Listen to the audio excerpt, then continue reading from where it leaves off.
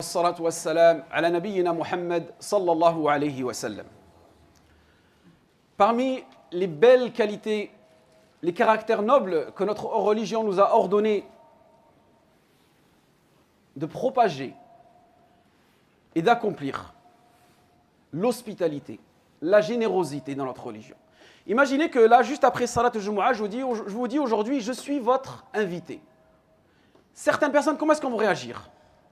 Certaines personnes peut-être vont se retrouver dans une situation un peu stressante. Ah, j'ai rien à la maison elle n'est pas propre, j'ai pas l'habitude moi d'avoir des invités à la maison. C'est quoi? Non, je ne l'invite pas. Certaines personnes, elles ont l'habitude d'inviter. Et elles ont toujours une provision à la maison pour venir prendre soin de cet invité-là.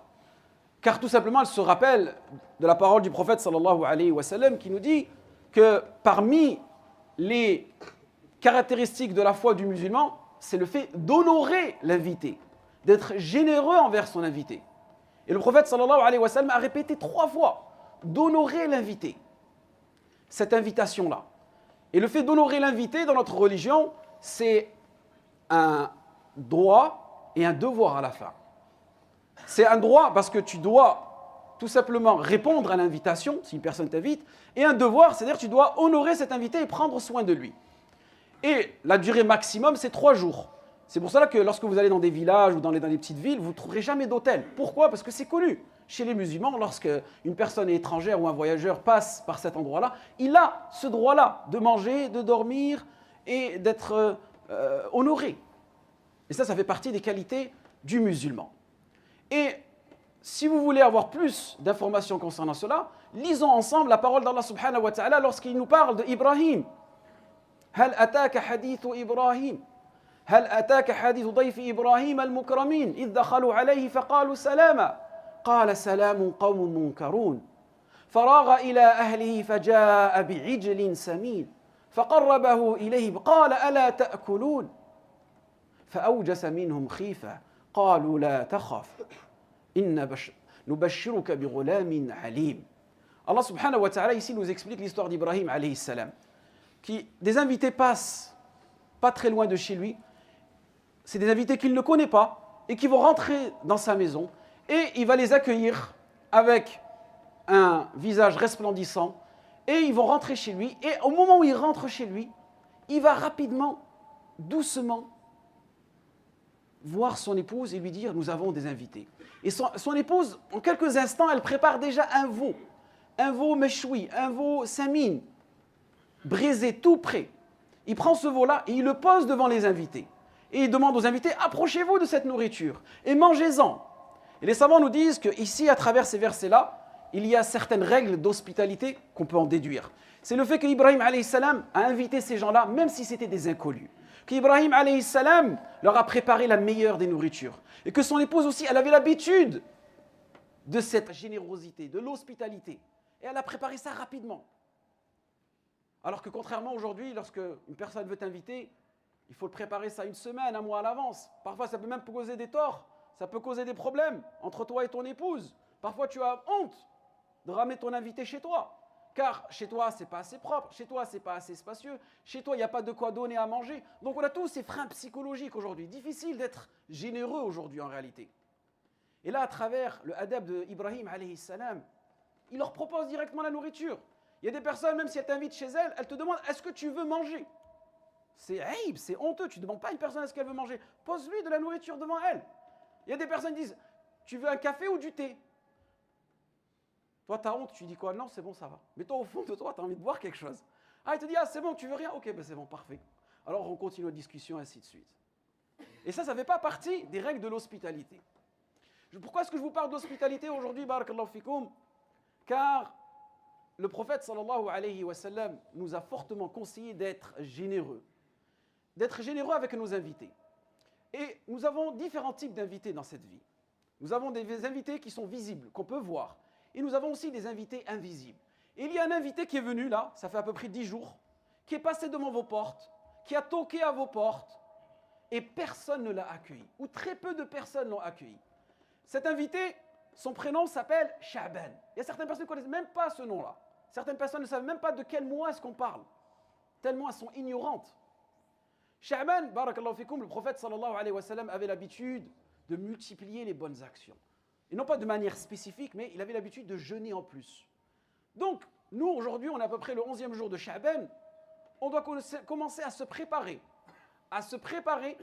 à honorer un invité qui est encore beaucoup plus important que Sha'ban.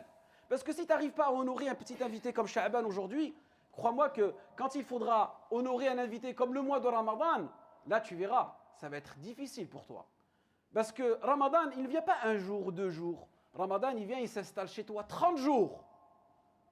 Et Ramadan, quand il vient, pour certaines personnes, c'est la privation, c'est l'interdiction. Ramadan, pour certaines personnes, indirectement, il vient t'interdire des choses de la vie, des désirs de la vie. Et certaines personnes n'ont pas compris encore la finalité du mois du Ramadan. Certains musulmans croient que la base, c'est le péché. Et l'exception, c'est le rapprochement d'Allah subhanahu wa ta'ala. Certaines personnes, durant 11 mois de l'année, elles ne répondent pas à l'appel d'Allah subhanahu wa ta'ala. Elles ne prient pas. Certaines personnes, pendant 11 mois, elles accomplissent les pires péchés.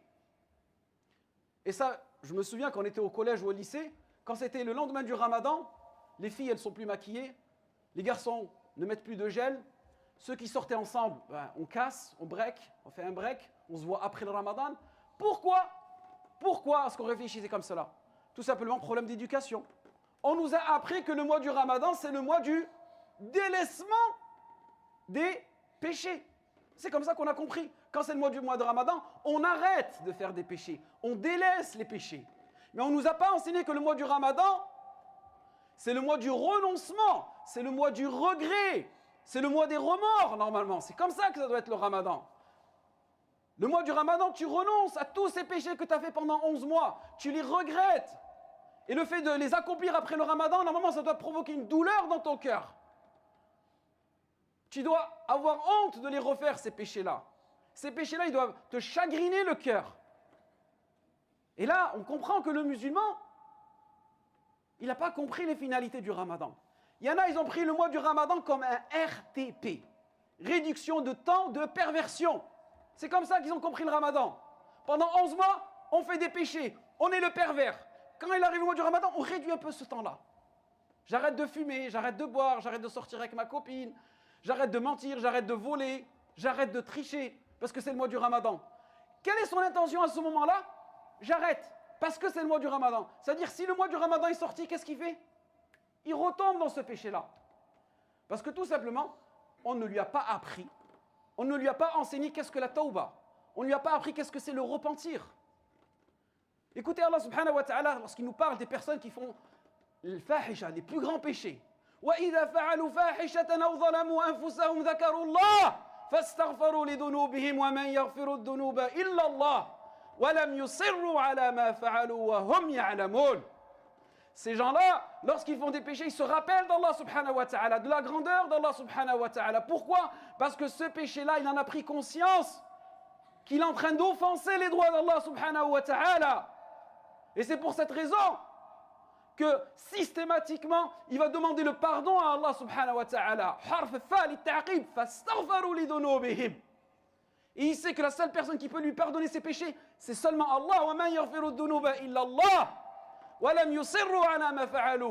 Et il ne continue pas à offenser Allah subhanahu wa ta'ala. Voici la tawba. Voici la tawba que nous devons effectuer. Donc, barakallahu fikoum, essayez de comprendre cela, très important. La différence entre je délaisse un péché et la différence entre je me repens. Délaisser un péché, c'est temporaire. C'est momentanément. Je fais la tawba, c'est à vie. Si tu n'as pas compris ça, chaque fois, tous les 1 mois, tous les 2 mois, tu sors d'un péché, tu replonges dans un péché. Et barakallahu fikoum, le mois du Ramadan, combien de jours il nous reste? À peu près une vingtaine de jours. Parfait. Les spécialistes en psychologie et en sciences des habitudes, ils te disent que tu as besoin à peu près de 20 jours pour pouvoir changer une habitude. Dès maintenant, si tu es un fumeur, il faut que ça te chagrine, il faut que ça te touche, que tu saches que le fait de fumer, c'est interdit dans notre religion. Si tu es un menteur, si tu es un voleur, si tu es quelqu'un qui est injuste, si tu es quelqu'un qui tu n'as pas encore payé tes droits, sache que c'est quelque chose qui est interdit dans notre religion. Ça, il faut que tu le comprennes. Si tu ne le comprends pas, tu seras toujours dans cette mauvaise situation. Et pour revenir à ce que je disais tout à l'heure, je vous parlais de ad-diyafa, le fait d'être généreux, d'avoir ces qualités d'hospitalité envers les gens. Si tu es habitué à avoir ces qualités d'hospitalité, en réalité, lorsqu'un invité viendra chez toi, ça ne rajoutera que du bonheur pour toi. Et tu prendras plaisir à avoir cet invité. Et cet invité le ressentira. Et aujourd'hui, pour prendre soin d'un invité, tu n'as pas besoin d'avoir un décor spécifique chez toi où tu lui montres les plus belles nourritures que tu peux lui proposer. Non, c'est simplement dans la manière dont tu vas lui présenter cela. Et bien c'est pareil, le mois du Ramadan, Allah subhanahu wa ta'ala, qu'est-ce qu'il veut de toi? Il veut de toi qu'en réalité, ces 11 mois dans lesquels tu adores Allah subhanahu wa ta'ala, lorsqu'il vient le mois du Ramadan, c'est juste un surplus. Tu rajoutes des adorations. La base, c'est qu'on prie tous. La base, c'est qu'on jeûne tous. La base, c'est qu'on donne la zakat. Ce sont des piliers de notre noble religion. Barakallahu fikoum. Le jeûne, c'est tout simplement juste une façon de priver notre corps pour faciliter à notre âme certaines adorations qu'on n'avait pas l'habitude de faire.